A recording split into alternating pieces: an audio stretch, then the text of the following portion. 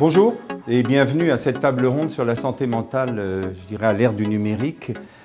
Comme le disait la Commission de la santé mentale du Canada en 2014, c'est sans doute un changement de paradigme. Alors on peut se poser la question justement en quoi ça impacte la santé mentale, particulièrement pour les cliniciens, et à quoi on peut s'attendre dans l'avenir. Voilà donc des questions auxquelles vont répondre nos invités, à commencer par Isabelle Ouellette-Morin, donc, qui est co-directrice d'Accel, qui est l'accélérateur intelligence technologie en santé mentale, et également professeur agrégé à l'École de criminologie de l'Université de Montréal. Le docteur François L'Espérance, qui lui-même est directeur du département de psychiatrie et d'addictologie de l'Université de Montréal, médecin psychiatre, et Stéphane Gay, qui est professeur titulaire à l'école de criminologie au département de psychiatrie et d'addictologie de l'Université de Montréal, et directeur du centre de recherche de l'Institut universitaire en santé mentale de Montréal. Alors je commence avec vous. Vous allez peut-être nous faire un état des lieux de l'accès aux soins de santé pour les personnes aux prises avec les problèmes de santé mentale. Avec plaisir. Je pense que c'est vraiment la bonne façon d'entamer la discussion aujourd'hui. En fait, on le sait très bien maintenant et ça fait déjà un bout de temps qu'on sait que ce ne sont pas tous les gens qui ont des problèmes de santé mentale qui peuvent accéder à des soins actuellement dans le réseau.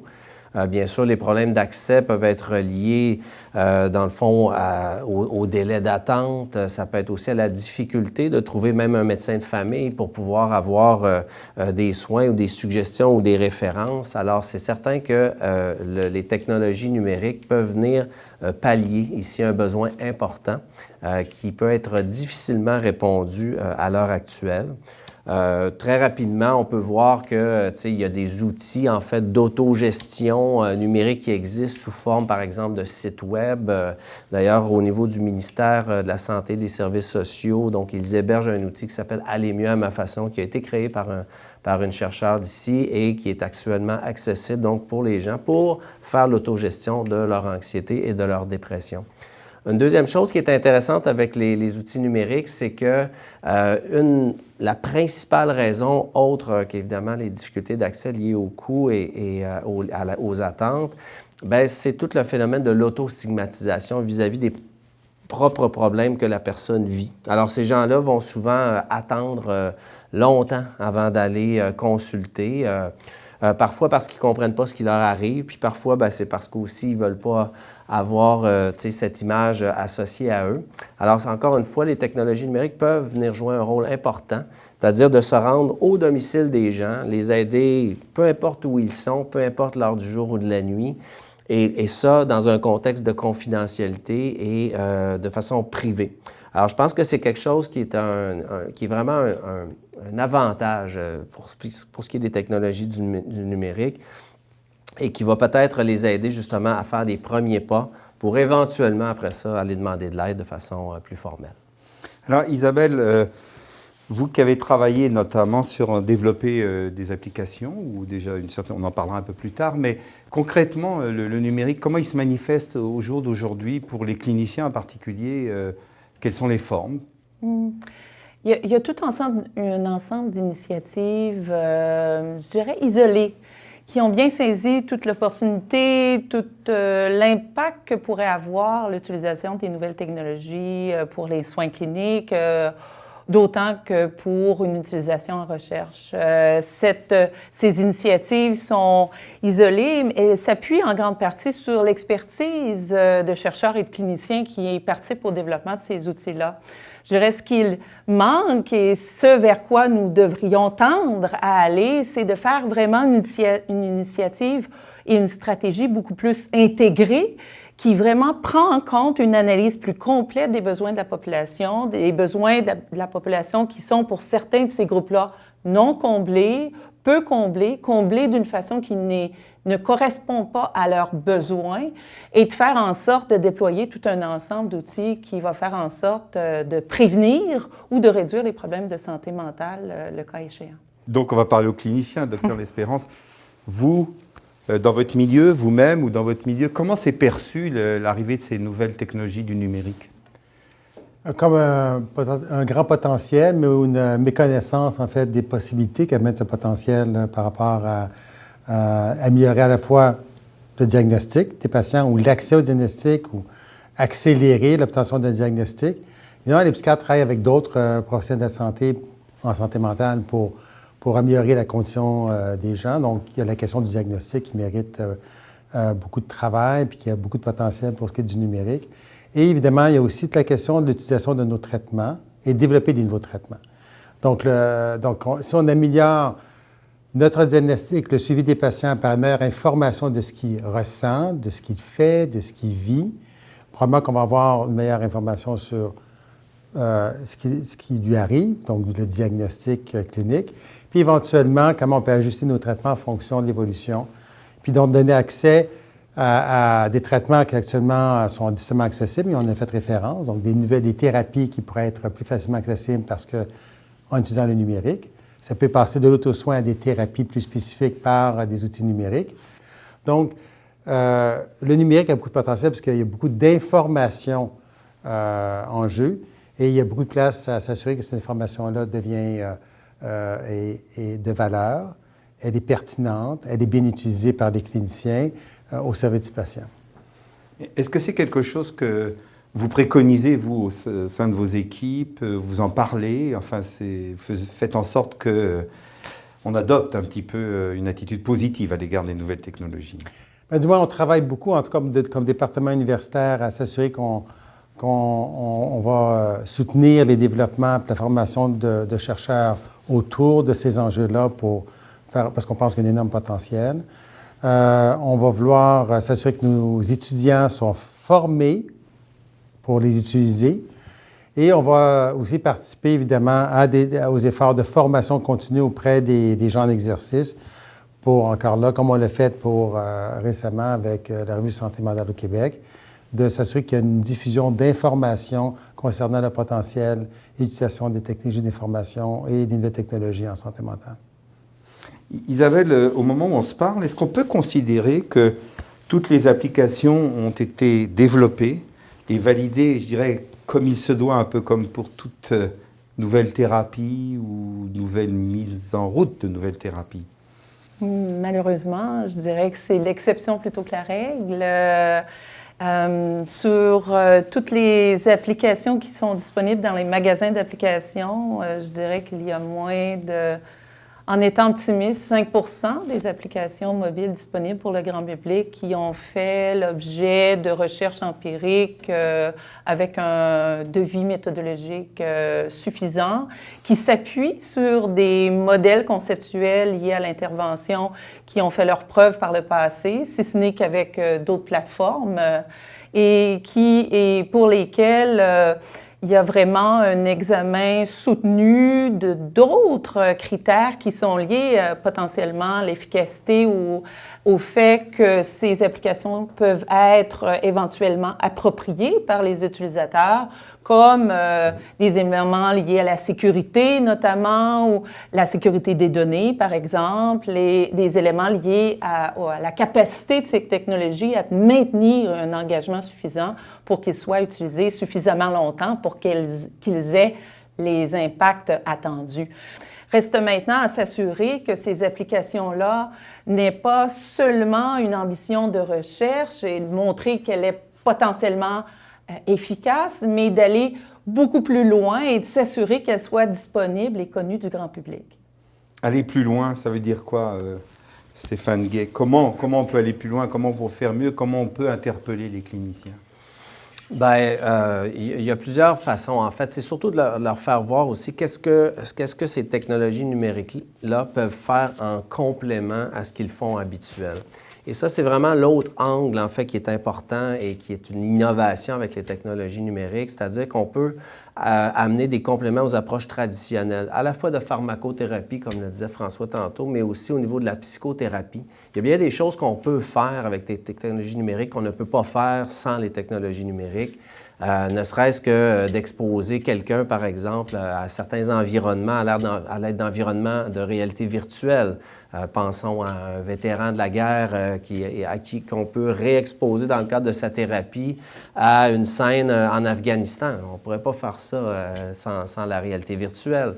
Alors donc, on peut vraiment aller plus loin et c'est là que l'imagination des chercheurs, des cliniciens, puis en travaillant évidemment avec les personnes qui sont aux prises avec les problèmes, bien, on va pouvoir amener des nouvelles idées et puis éventuellement donc amener quelque chose qui va être réellement complémentaire. Alors, on a par exemple des collègues au centre qui ont développé en fait une approche pour aider les schizophrènes avec leurs hallucinations réfractaires et de les exposer à plusieurs éléments qui font en sorte, en fait, qu'ils vont finalement apprivoiser les hallucinations qu'ils ont de façon persistante et chronique.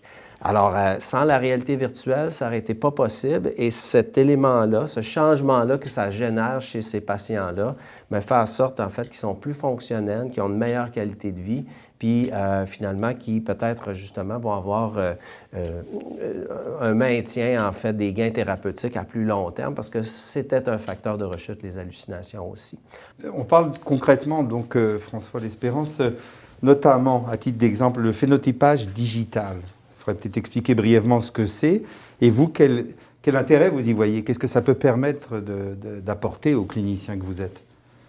Bien, si on prenait une analogie, le phénotypage digital, ce serait par exemple, avec ton téléphone intelligent, de pouvoir suivre de façon régulière quelqu'un au niveau de son activité physique, de ses habitudes de sommeil, de ses habitudes alimentaires, de sa conversation avec l'environnement, l'analyse automatisée des textos, par exemple, qui va chercher de l'information en temps réel, donc beaucoup plus riche, plus complexe, et qui permet, on pourrait dire, à partir, par exemple, d'algorithmes, de pouvoir extraire de l'information à partir de petites choses au quotidien qu'on fait.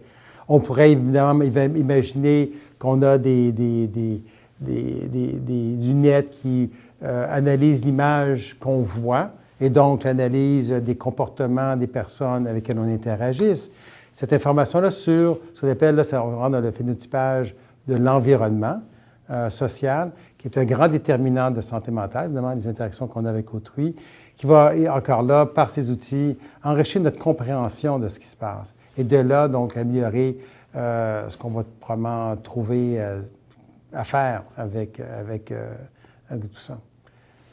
Oui, on est donc un peu déjà, on a un pied dans le futur, je dirais, mais il y a des Mais on est déjà là, on est déjà là. Dedans. Oui, on est dedans.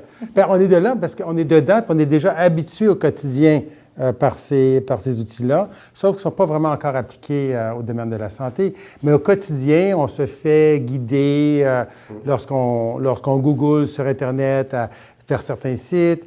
Mais là, on va changer. Mais c'est en quelque sorte une autre utilisation qu'on peut faire, qui est beaucoup plus, probablement, un autre type de service qui peut être offert. Et là, c'est comment trouver une façon de le faire de façon non seulement responsable, confidentielle, mais en interaction avec le système de santé ou les intervenants du système de santé. Et là, il y a un énorme potentiel. Là, en ce moment, nos outils d'information clinique sont très rudimentaires. Il y a beaucoup d'informations, mais ils sont statiques. La communication des praticiens est de pauvre qualité. On est encore rendu à se lire ce qu'on écrit dans le dossier, alors qu'on pourrait faire beaucoup mieux puis beaucoup plus. Non, là, vous abordez aussi un autre aspect, c'est pas seulement les outils, mais le comportement des cliniciens et la formation même des cliniciens. Il faut les former à ça. Donc ça, il doit y avoir, ça commence à exister, ça commence à se mettre en place. Et puis les familiariser, et puis les intéresser. Mm-hmm.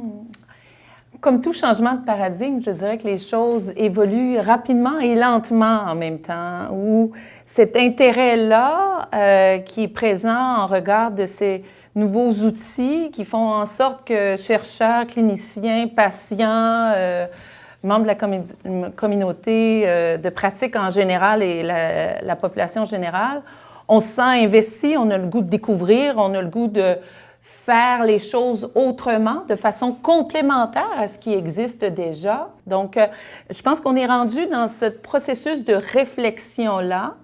Et c'est un moment incroyable et très excitant parce qu'on a le potentiel de changer les choses, mais je crois qu'il faut le faire d'une façon réfléchie, analysée et pour s'assurer de pouvoir mobiliser tous ces acteurs du milieu clinique qui peut-être, certains d'entre eux vont être excessivement intéressés, vouloir s'embarquer tout de suite et peut-être que d'autres vont se poser des questions en regard des meilleures pratiques qui sont guidées par leur propre ordre professionnel.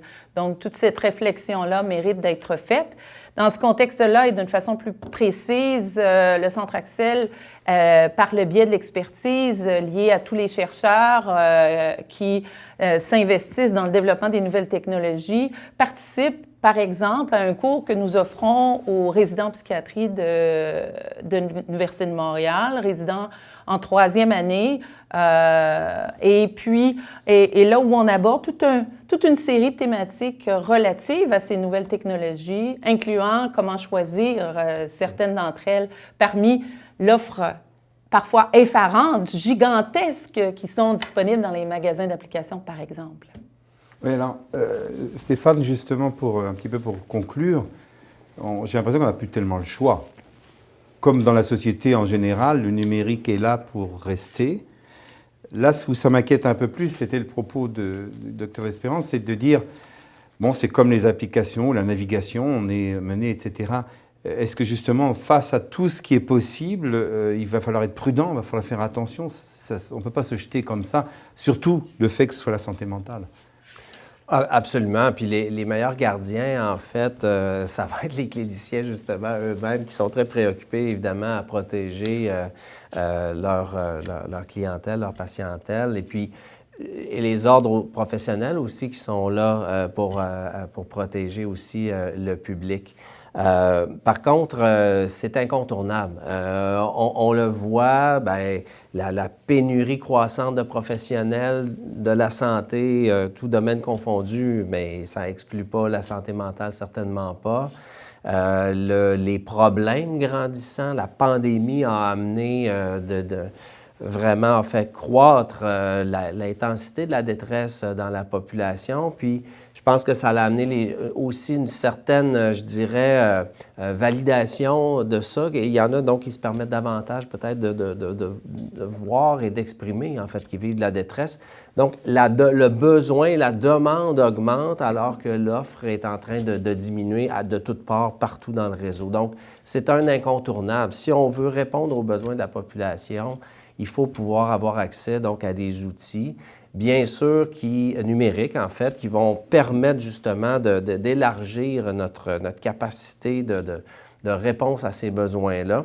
Et puis éventuellement, comme le disait Isabelle, il va falloir certainement accélérer. C'est là qu'il y a peut-être un gros morceau à faire, c'est-à-dire d'accélérer la formation des futurs professionnels de santé mentale pour qu'ils les aient apprivoisés avant même d'arriver ici. Là, à l'heure actuelle, comme l'expliquait Isabelle, on est en train ils sont en train de voir cette chose arriver, de l'apprivoiser, puis éventuellement, ça va être dans le contexte de formation continue actuellement pour la plupart des domaines, des professions.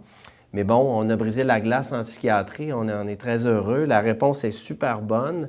On le voit, en fait, ça génère je dirais, non seulement de l'intérêt, mais de l'enthousiasme, puis en même temps, de la prudence vis-à-vis de ça. Et l'idée, c'est, comme le disait Isabelle aussi, il faut faire de ces professionnels-là des gens qui ont un regard critique sur ces outils-là, de manière à ce qu'ils puissent bien les sélectionner et bien conseiller aussi leurs patients et leurs clients dans le cadre du cadre thérapeutique. Et ça, c'est certainement ça qui les préoccupe le plus.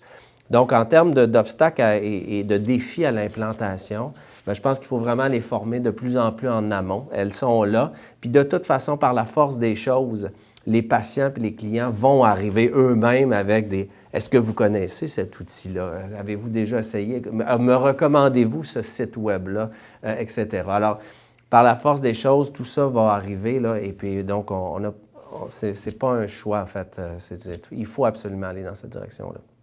Très bien. Merci à tous les trois. Je pense que ça donne un peu une idée de la situation ou de l'état dans lequel on se trouve à l'heure actuelle avec le numérique, puis l'espoir qui naît aujourd'hui pour avoir à la disposition toutes ces applications. Alors, quant à nous, ou à vous plus précisément, je vous invite à lire les articles de la revue Santé mentale au Québec, le dernier numéro notamment, qui porte justement sur les nouvelles technologies, qui permet de mesurer l'impact de ces nouvelles technologies, ce qu'elles promettent, ce qu'on développe aujourd'hui, puis allez-y parce que c'est en libre accès. Alors je vous souhaite une bonne lecture et encore merci à vous trois. Merci.